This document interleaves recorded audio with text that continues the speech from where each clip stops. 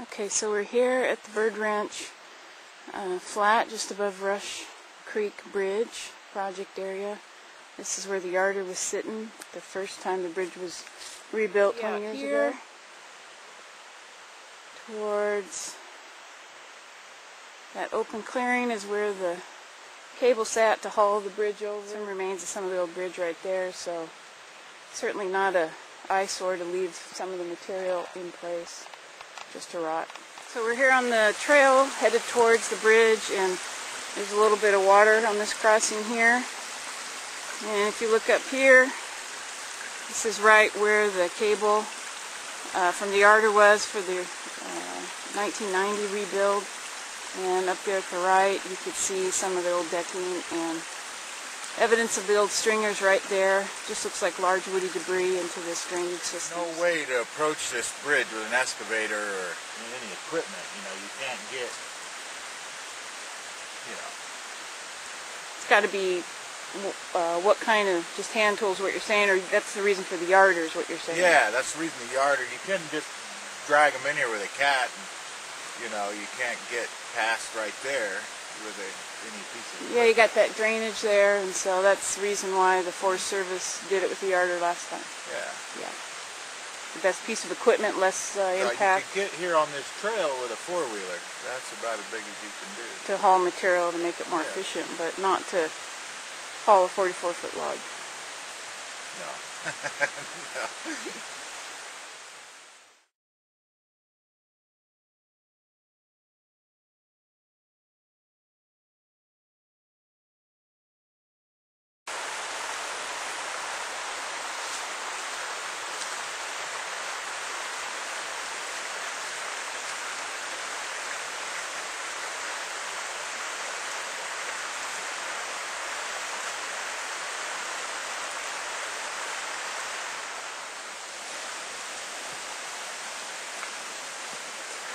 See the path through the trees where the cable went last time.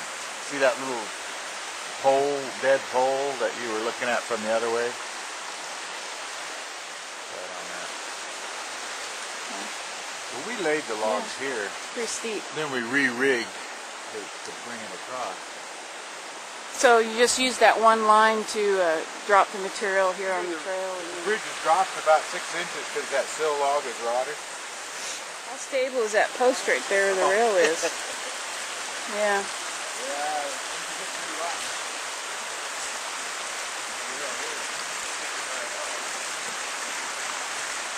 Oh, wow.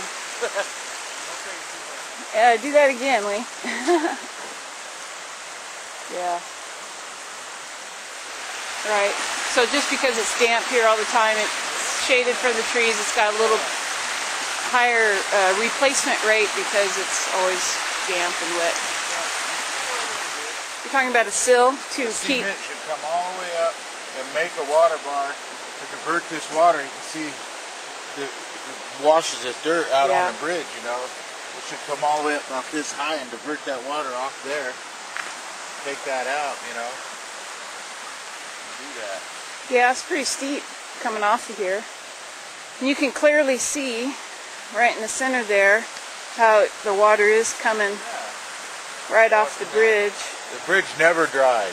So if you can at least try to divert the runoff, that would be an improvement. And all the soil that's caked up on this wood is going to increase the decay rate with all the organics, leaves and whatnot. But this was installed green, and we got the advantage now we have dry logs and dry decking that could be preserved. You know, painted with preservative and it'd soak it up. Yeah. And you'd do much better. I bet you'd get 25 years. Your railings might rot, but it's no big deal to replace those. You didn't have to do the decking and the bridge and the log. What's getting this bridge now is the sill logs are rotten, but if you that wouldn't be the problem next time. You know. Whether it was a gabion or a concrete abutment, either way, the sill logs are going to be an improvement. The concrete abutment, though, would really prevent this from washing. You know what I mean? What about concrete up? Combining a curb with the gabion? If there's no way to get around having a gabion abutment, is there a way just to put in some kind of curbing here waterways are built out of logs. Yeah, yeah. There's a way, yeah. So just so that it's not at grade, some material to try to create a water bar. Those guys up there aren't going to like it if you get too big a water bar, So now we're at the creek underneath the bridge, and what are we looking at?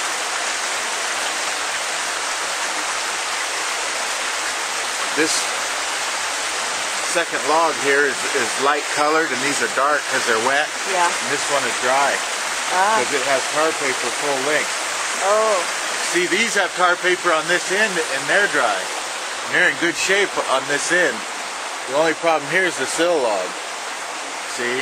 Yeah. And so, if you had a concrete sill, or gabion, or something not wood, and you treated your wood, and you covered it in tar paper, these logs last a long time.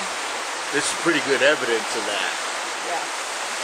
So another view that shows log with tar paper and then no tar paper.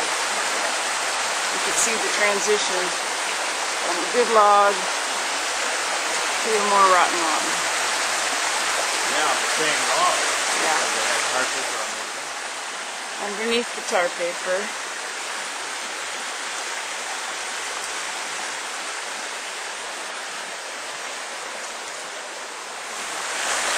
There's a bedrock right underneath the creek right here. And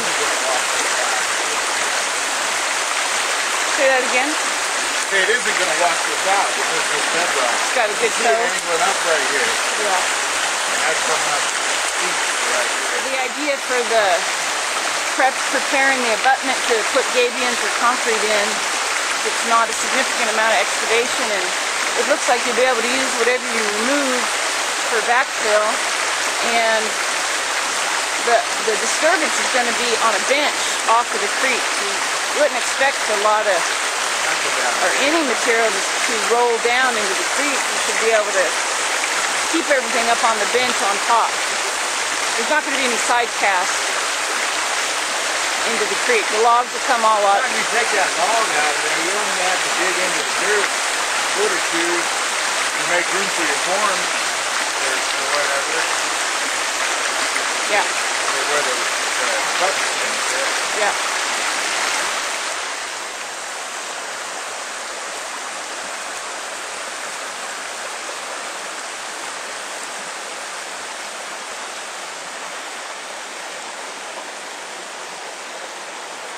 So looking at the decking, Lee, what do we got here? Safety officer during the fire made him put that plywood on it because he thought the mules might fall through. See how it's rotting right through here, pretty good. Alrighty. Oh, look at that. Don't want to dig too deep. Yeah.